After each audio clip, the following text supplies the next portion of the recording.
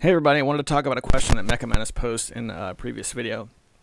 He talks about buying um, uh, reproduction cartridges on AliExpress versus buying an authentic Everdrive.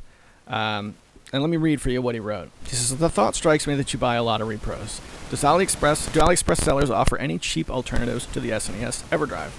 You could patch and upload whatever ROM you wanted. If it's a totem you desire, rather than a generic flash cart, I get that too. But if it's something that would be financially more feasible if you dabble in a lot of these eccentric areas.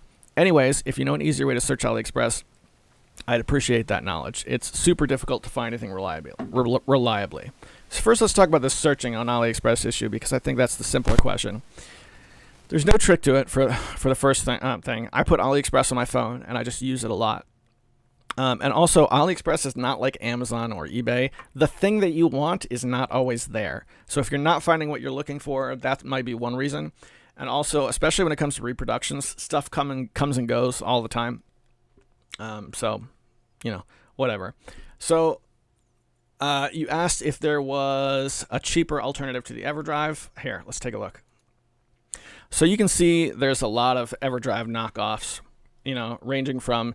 The ticket price here is $25, but I'm sure this is going to be $30 once it's in the mail.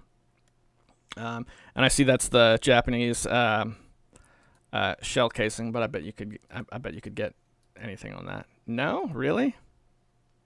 USA, European, or Japan. So it still has the Japanese shell casing, but it would work if I put it in my modified machine. Right. So the answer to that is yes, they do exist. I've heard bad things about them. Like if you're going to use one of these constantly as your main gaming, as your main source of gaming, it's better to just shell out the money and go for the original Everdrive. Because I've heard you'll run into things like freezes, mid-game crashes, data loss, things that drive people crazy. It is not a good solution for permanent gaming. Now, as an amateur ROM hacker, one of these would be a great way to test ROMs on real hardware. Now, there are other ways to do it that are cheaper, but that's one way. To talk about the financial difference, what he's talking about is I pay about $10 per game for Super Nintendo reproductions. About that. And now the Wizardry ones were a little bit more expensive. I paid $20 for Gaiden 4 and $20 for Wizardry 6. That's $40 plus another $10 for Wizardry 1, 2, 3. That's $50. An Everdrive is like $100, right? So he's saying very quickly I'm going to pass a line where it's better to just get the Everdrive. Now, for There is an additional thing to consider in my situation. I've got 3 kids, all right? I made the decision a long time ago that I was not going to lock up my video games, or rather, to be more accurate, I was not going to deny my kids access to my games, within reason. I put limitations on it to make sure they're doing good with school, don't let them go overboard.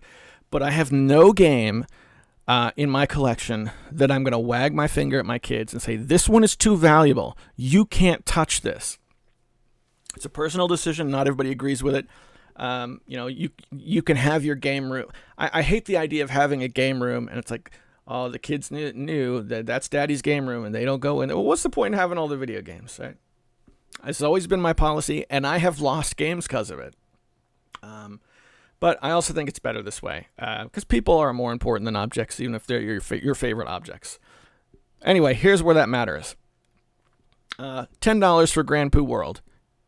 If my kids break it, that's okay. Even if I can't get another one, it's Grand Poo World. Whatever. If my kids break a $100 Everdrive, I'm going to be upset, right? So there's a little bit of an insurance issue.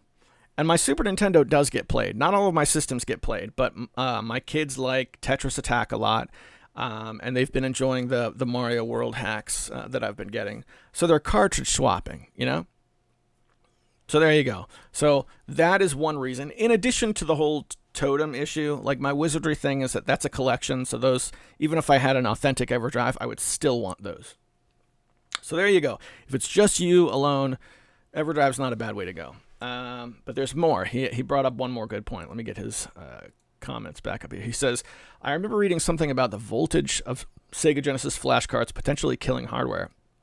I think it was by DB Electronics, who did a bunch of TurboGrafx add-ons hardware, like a version of the AV booster. Anyways, it seemed reputable. I don't know if it affected SNES repros or flash cards.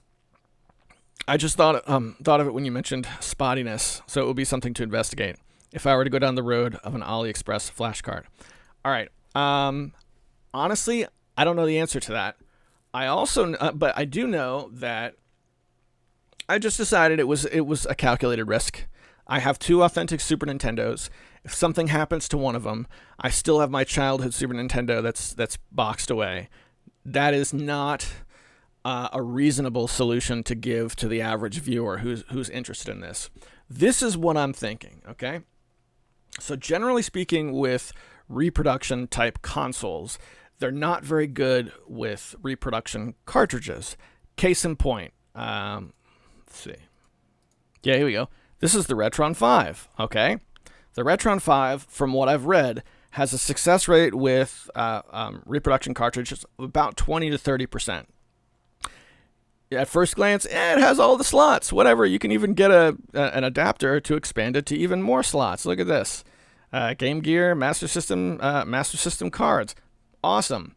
But like most reproduction consoles, it's by and large authentic only, from what I understand. Now, I have one friend who actually owns one of these and swears by it, but this is also an individual who doesn't do repros.